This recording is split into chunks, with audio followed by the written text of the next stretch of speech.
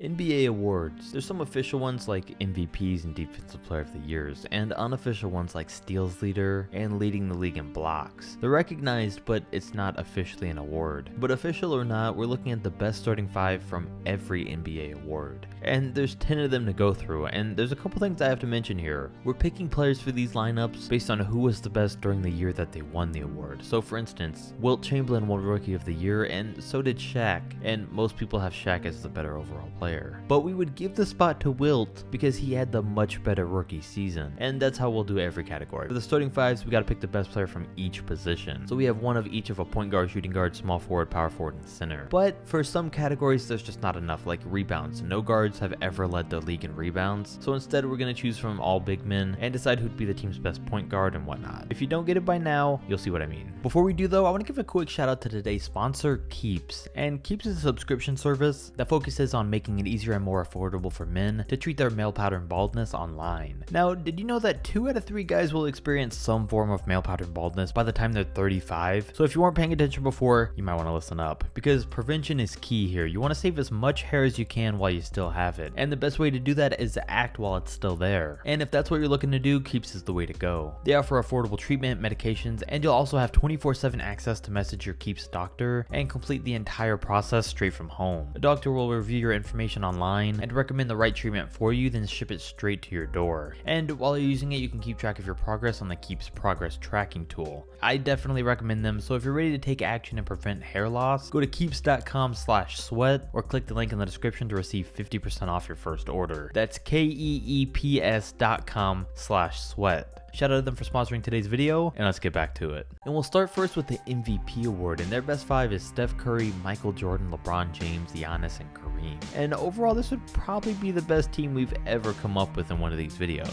It's without a doubt the best 5 of this video, and would be any and every team put in front of them. And we got this team from Steph Curry's 2015 and 16 season, which was one of the best ever, and even beats out Magic Johnson's best season when he was an MVP. For MJ, the best season of his career was 95 and 96 when the Bulls went 72 and 10. But his best MVP season is undoubtedly his 4th year in the league in 87 and 88 when he won the MVP, averaged 35 points a game and led the league in scoring, steals, and won the Defensive Player of the Year. And unrelated, but he also won the dunk contest that year too. For LeBron, it was his 08 and 09 season where he really stepped up on the defensive end. He led the Cavs in every statistical category and led Cleveland to a 66 and 16 record. For Giannis, it was his MVP season where he won both it and the Defensive Player award. And for Kareem, it was in 72 when he put up 35, 16, and 5 on the year. Now we move over to the Most Improved Player award, and there's been a lot of weird, just okay players that have won this award, but also a lot of guys that were able to take that first leap into stardom the year that they won it. Guys that make up this 5 like Gilbert Arenas, Tracy McGrady, Jimmy Butler, Giannis, and Jermaine O'Neal. All of these guys aside from T-Mac were drafted a little later in the draft and came into the league not looking the best, but had this one great Most Improved season and really became superstars from there on out. And as for T-Mac, he was expected to be good coming into the league, but his Most Improved season showed the biggest improvement, going from averaging 15, 6, and 3 one year to 27, 7, and 4 the next. And as for these guys as a 5, Jimmy, Giannis, and Jermaine were all elite defensively. T-Mac could be the go-to scorer, and Gilbert Arenas would be the 3rd or 4th option on offense, while Giannis would most likely be the 2nd.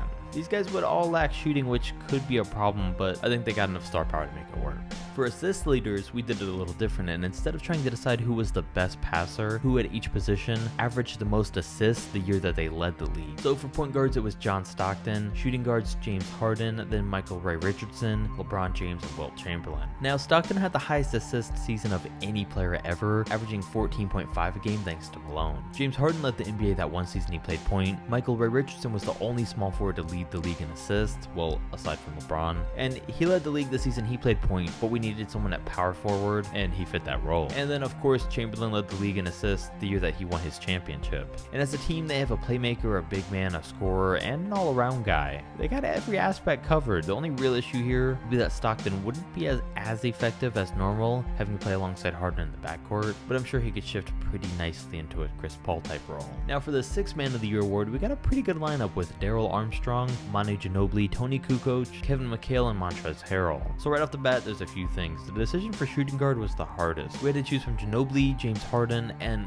Lou Williams and Jamal Crawford, who have both each won 3 awards, which is the most by any 6-man ever. But I gave it to Manu over all of them because he helped the Spurs to 5 titles and had the highest points average the year he won his. But as for the rest of this 5, honestly, not a lot of talent. Darrell Armstrong and Bobby Jackson were the only point guards to ever have won the award. Ginobili was good, Kukoc was good, but the front court would probably carry this squad. Mikal won 2 6-man awards and averaged nearly 20 points a game while doing so, right before he turned into a star and became a full-time starter. And as we know, Harrell provided a ton of energy in scoring off the Clippers bench a couple years ago. Honestly, this team wouldn't be great, they'd be one of the worst of the video, but that's what the 6-man award brings us. The NBA's rebounding leader brings us a very different starting 5, obviously also powered by the front court, because they're all big men, with Chris Webber, Kevin Love, Dennis Rodman, Bill Russell, and Wilt Chamberlain. So quite honestly, this team would be doomed. Rodman and Russell weren't great scorers at all, and I guess Wilt would make up for them on that end, but none of them could shoot. I guess they'd be elite on defense though, and I chose Webber at point because he fit best out of the limited options that I had. He was a decent passer and could run the floor pretty well. And I had to go with Kevin Love at shooting guard because he was the best shooter that also led the league in rebounds. As for how they'd all work together, I mean, there's a lot of talent here, but honestly, they wouldn't win many games. There'd be a lot of standing around. They wouldn't be able to get anything going on offense, and the spacing would just be non-existent. Defensive Player of the Years are a much different story, though. And for these, we picked the best defensive players based on who won the award, and it gave us a lineup of Gary Payton, Michael Jordan, Dennis Rodman, Giannis, and Dikembe Mutombo. Now, Payton was the only point guard to ever win the award. MJ made 9 all-defensive teams. Kawhi Leonard was in the conversation for small forward, but Rodman was by far better when he played small forward for the Pistons. Giannis is so versatile on that end, he easily took it, and Dikembe's here for his record 4 Defensive Player awards. And combine that all into one, and we got a squad here that would be nearly impossible to score on. We'd have great team chemistry here too, and they could also be one of the best on offense. Jordan and Rodman would be the core since they already have prior chemistry. Giannis would be the second option on offense, and Mutombo and Payton would probably take on the biggest defensive tasks in the front and back courts since they're not as useful on offense, while Rodman would just take on the other team's best player no matter what position he played. And combine that all into one, and they're one of the best 5s that we got. And speaking of defense, next we have blocks, and this is another weird one because we only had big men who have led the league in this category. Except for Andre Kirilenko though, which is why he would play point guard. Serge Ibaka at shooting guard, then Anthony Davis, Manute Bol, and Mark Eaton.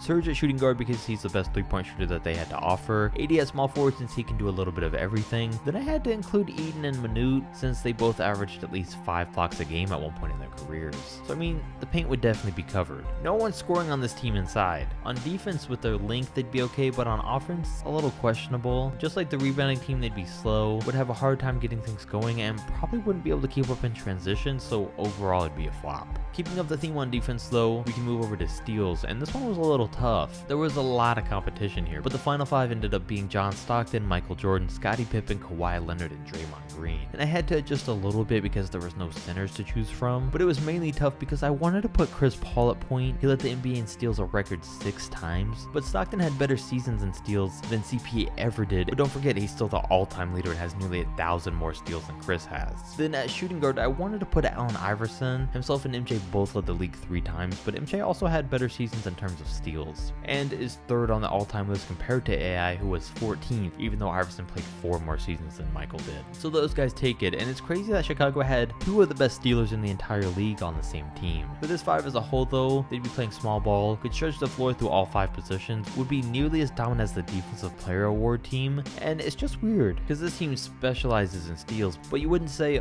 oh, this team would steal the ball on every possession, because it really doesn't just work like that. All I'm saying is they'd be great and cause an abnormal amount of turnovers.